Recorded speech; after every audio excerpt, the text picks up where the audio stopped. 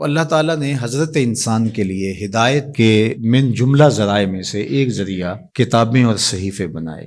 قرآن مجید سب سے آخر میں نازل ہوا، اور جتنی ماضی میں نازل ہونے والی کتابیں اور صحیفے تھے ان میں جو کچھ تھا اس کا خلاصہ قرآن کی شکل میں موجود ہے، اور قیامت تک آنے والے اور ما بعد قیامت معاد کی ساری چیزیں قرآن میں رکھی گئی۔ اور قرآن کے نازل ہوتے ہی باقی کتابیں منسوخ ہو گئی۔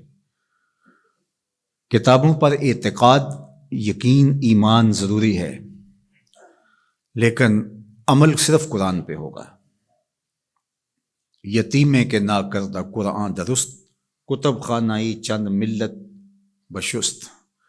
ابھی قرآن مکمل نہیں ہوا کہ پچھلی کتابیں منسوخ ہو گئیں۔ قرآن کے پہلے حرف سے ہی پچھلی کتابیں منسوخ ہو گئیں۔ تاروں سے کہو اب کوچ کریں، خورشید منور آتا ہے۔ تو ہمارا پچھلی کتابوں پر ایمان لانا ضروریات دین سے ہے، لیکن عمل قرآن پہ ہوگا۔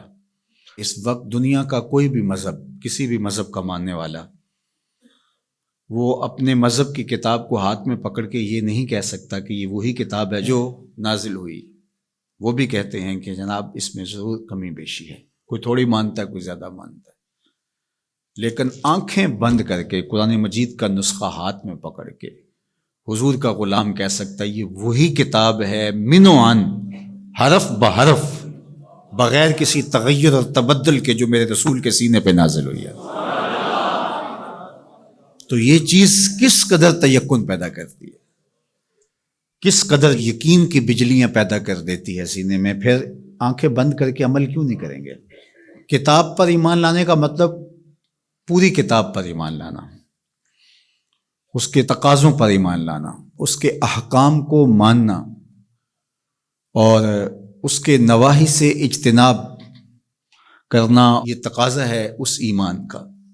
تو یہ نہیں کہ جو چیز سمجھ میں آئے، پسندیدہ ہو، نفس پر شاک نہ ہو، نفس کو مرغوب ہو، محبوب ہو، اس پر تو عمل بھی ہو، اس پر بات بھی ہو، اور جو چیز نفس پر شاک ہو تو اس کو جو ہے وہ چھوڑ دیا جائے۔ تو یہ ایمان کا مفہوم نہیں ہے۔ ایمان کا مفہوم یہ ہے کہ پوری کتاب پہ ایمان لایا جائے۔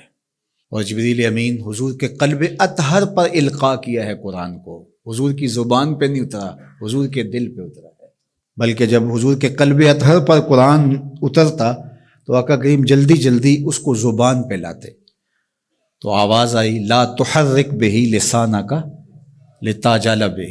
اللہ اکبر، محبوب جلدی نہ کیجئے، جس رب نے قلب میں اتارا ہے وہ زبان پر بھی لے آئے گا۔ تو وہ حرف و صوت سے مرکب نہیں تھا، وہ ایک کیا اس کے لیے لفظ کہیں، چونکہ یہاں لفظ بھی دم توڑتے ہیں، یہاں حرف بھی سوختہ پا ہیں، جہاں تخیل کا مرغ عقل بھی تھک کے گر جاتا ہے۔ وہ جانے اور وہ جانے کیسے دیا ملائے اعلیٰ میں۔ وہ منظر بھی تو ہم دیکھتے ہیں کہ رب اپنے محبوب سے پوچھتا ہے کہ یہ فرشتے کیا بات کر رہے ہیں، تو حضور معذرت کرتے ہیں، تو اللہ تعالیٰ اپنا دست قدرت، اب یہاں اور کیا کہا جائے، کسی اور کا ہوتا تو ہاتھ کہہ لیتے، لیکن یہاں تو دست قدرت، فوضع کفہ بین کتفی، تو اس نے دست قدرت میرے دو کندھوں کے درمیان رکھا۔ تو پھر کیا ہوا، دست قدرت یہاں آیا، ٹھنڈ میرے سینے میں پڑ گئی۔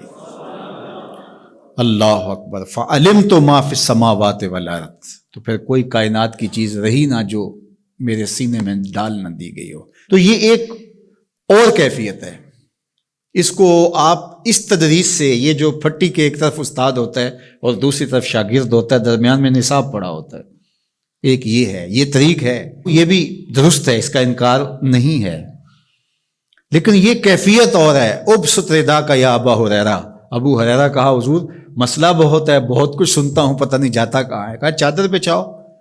اللہ اکبر، مسئلہ کیا ہے مجھے یاد نہیں رہتا، کہا چادر بچھا لو۔ ابو ہریرہ رضی اللہ تعالیٰ عنہ چادر بچھا لیتے، حضور ایسے کچھ بھرا اور ایسے ڈال دیا، کہا اس کو سمیٹ لے اور سینے سے جوڑ لے۔ حضرت ابو ہریرہ فرماتے ہیں اس کے بعد میں بھولا نہیں ہوں۔ تو وہ کیا ڈالا تھا جو ایسے ڈالا تھا؟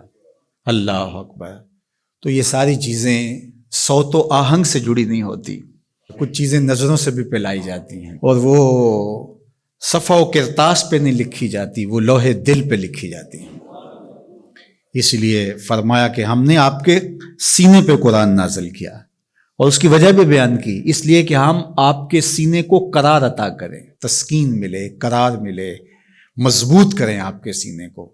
اللہ اکبر۔ تو حق ہے اس کتاب کا ایمان، اور ایمان بھی مکمل کامل اور اکمل۔